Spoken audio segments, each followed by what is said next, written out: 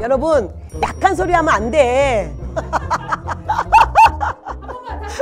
자, 여러분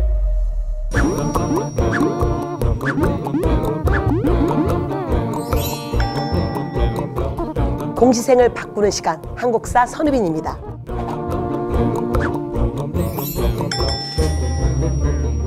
여러분 안녕하세요. 공무원 한국사의 발음기준 선우빈입니다. 자, 오늘은 국가직 9급과 지방직 9급에서 가장 많이 출제된 그야말로 베스트 7을 알아보기로 하겠습니다. 최근 공무원 시험의 기출문제 유형부터 간단히 살펴볼게요. 첫 번째는 정치사 비중이 압도적으로 많다는 거 다들 아시죠? 국가직 9급에서 정치사가 11문제 나왔고요.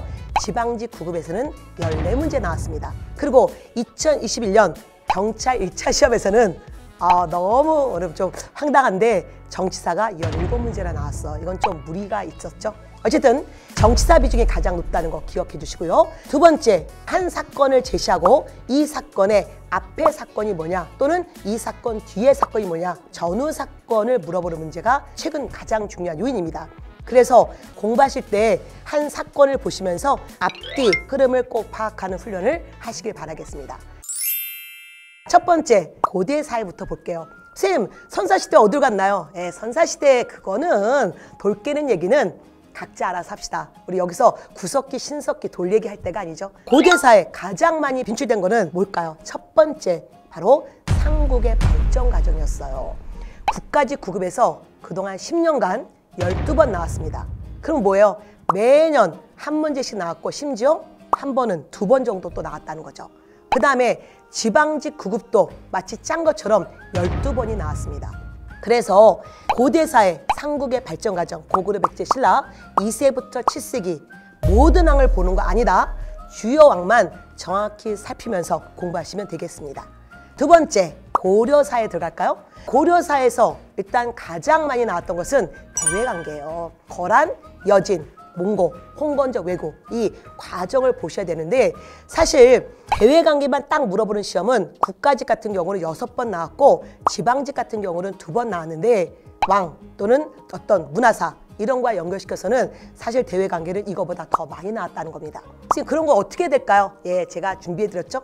너와 나의 연결고리, 바로 연결고리의 고려 파트를 한번 보세요. 정치사, 지배자, 대외관계, 가장 정치사의 핵심을 쫙 정리해드리면서 그거와 관련된 그 당시의 경제, 사회, 문화의 키워드를 정리해드렸기 때문에 마무리용으로 보시면 여러분 든든하지 않겠습니까? 자, 이제 조선사에 볼게요. 이성계가 세운 조선, 그 다음에 왕, 조선은 27명의 왕조사인데 그 왕 중에 제일 많이 나왔던 베스트, 바로 영조, 정조, 혁종입니다.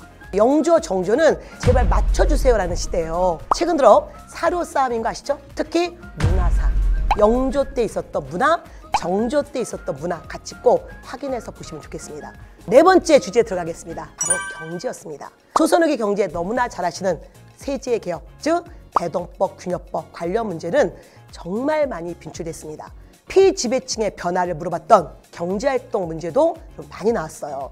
특히 2012년, 2014년, 여러분 2017년, 2019년 막 터집니다.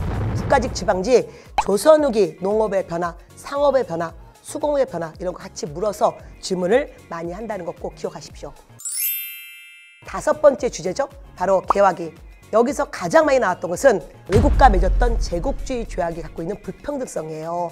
강화도 조약, 그 다음 강화도 조약의 부속 조약이었던 조일 수호 조교 부록, 그리고 조일 통상장정, 미국과 맺었던 조미 수호 통상조약, 그리고 중국과 맺었던 조청 상민 수륙 무역장정. 여러분 이거 어떤 내용인지 꼭 파악하시고요. 최근 문제 유형은 이거와 관련된 사료가 나오고 심지어 중요한 키워드를 구멍을 내서 빵꿀 내서 제시도 합니다.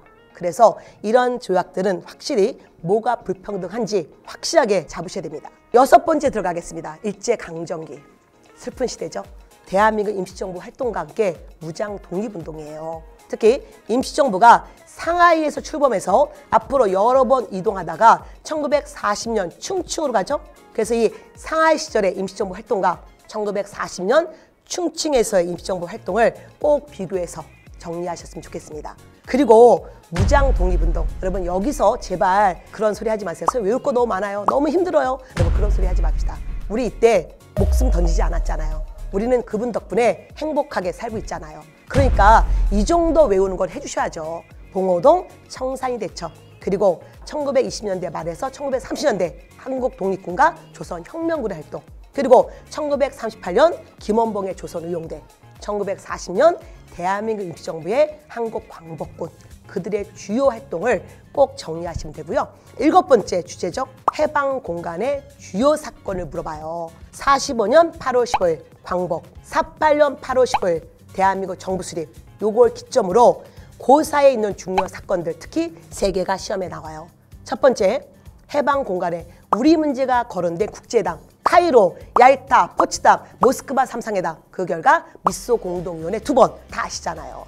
그 중에 모스크바 3상회담 베스트입니다. 두 번째는 우리의 건국활동이죠. 대한민국 임시정부의 활동, 그 다음에 해방 공간에서 여운형을 중심으로 조선 건국준비위원회, 이념의 갈등 속에 좌우합작 운동, 좌우합작 7원칙 이런 거 보시고요. 세 번째는 48년 대한민국 정부 수립 과정이에요. 48년 사건 순서대로 기억하시야 됩니다.